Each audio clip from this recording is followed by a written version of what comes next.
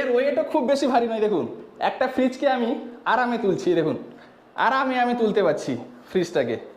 এর ওয়েট হচ্ছে মাত্র 13 কেজি, 13 কেজি।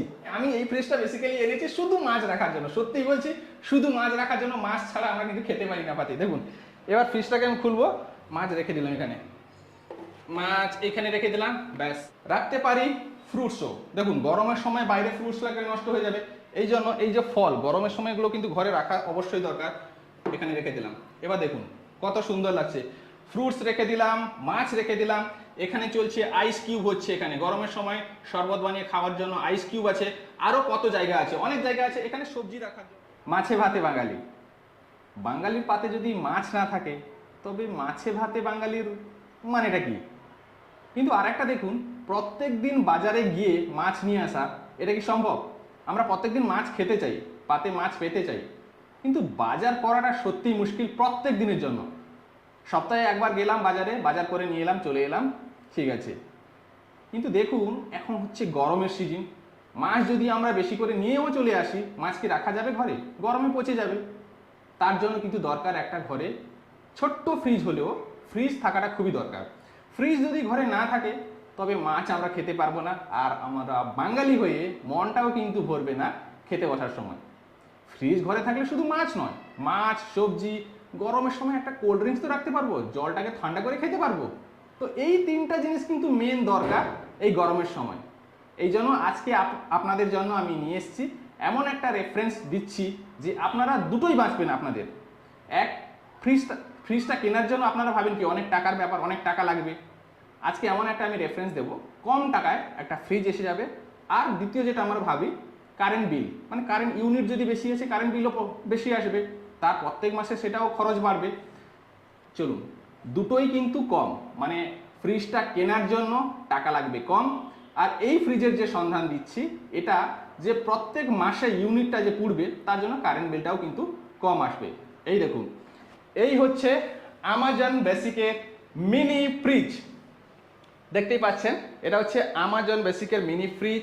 অ্যান্ড কত সুন্দর দেখুন, ডিজাইনটা দেখে নিন, একদম ছোট্ট একটা। আমি জাস্ট পিছনে এখনই দাঁড়িয়েছিলাম, আপনাদেরকে একটু চার সাইড ঘুরে দেখিয়ে দিই।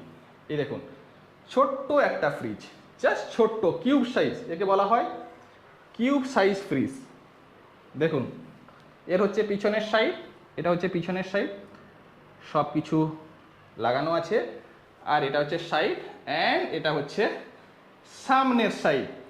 ফ্রিজটাকে দেখতে জাস্ট টেবিলের উপরে রেখেছি আমি, দেখুন, আর কত সুন্দর লাগছে।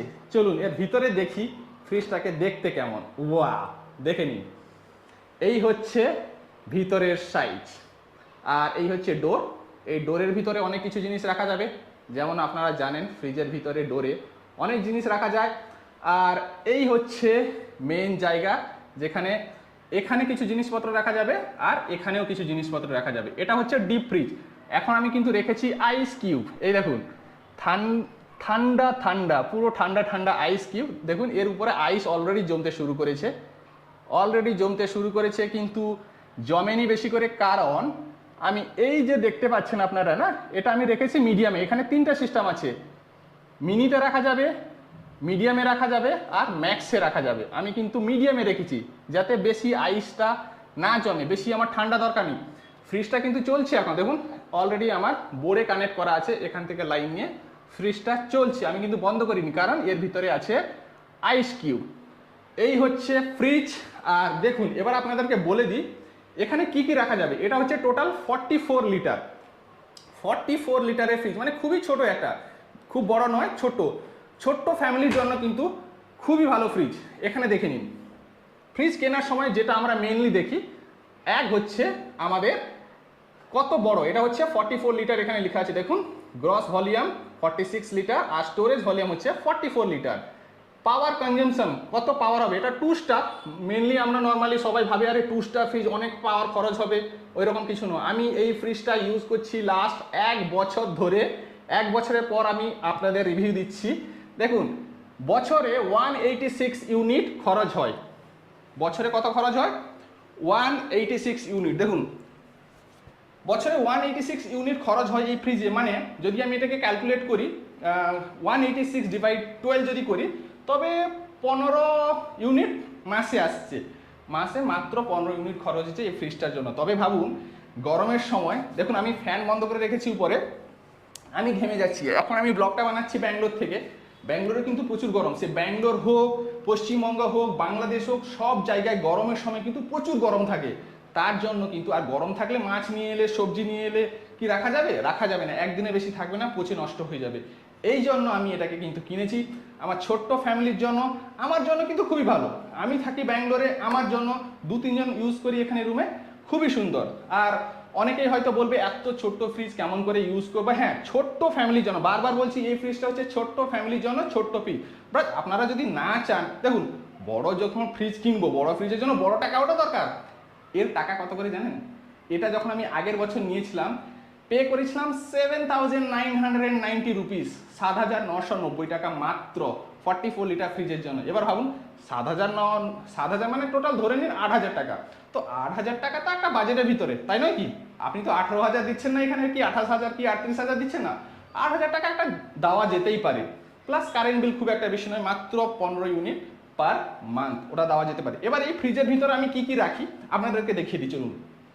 যেমনভাবে বলছিলাম মাছে ভাতে বাঙালি, ফ্রিজ আছে মানে আমি এই ফ্রিজটা বেসিক্যালি এনেছি শুধু মাছ রাখার জন্য, সত্যিই বলছি শুধু মাছ রাখার জন্য। মাছ ছাড়া আমরা কিন্তু খেতে পারি না পাতি। দেখুন এবার ফ্রিজটাকে আমি খুলবো, মাছ রেখে দিলাম এখানে, মাছ এখানে রেখে দিলাম, ব্যাস কোনো নষ্ট হবে না। এই মাছ আমি আরামে 10 থেকে 12 দিন আরামে রাখতে পারবো, কোনো ক্ষতি হবে না। আমি তো রাখছি, আমি প্রথমবার ইউজ করছি না, লাস্ট 1 বছর ধরে এই ফ্রিজ আমি ইউজ করছি, তাই আপনাদেরকেও বলছি আপনারা আরামে নিতে পারেন, কোনো অসুবিধা নেই। স্যার যেখান থেকে নিন না আপনারা, আমি কারো প্রমোশন করছি না এখানে, বাট আমি যেটা ইউজ করছি, আমি যেটা ফিল করছি সেটা আপনাদের সঙ্গে শেয়ার করছি। ভালো পয়েন্ট। আর কি রাখতে পারি আমি এখানে?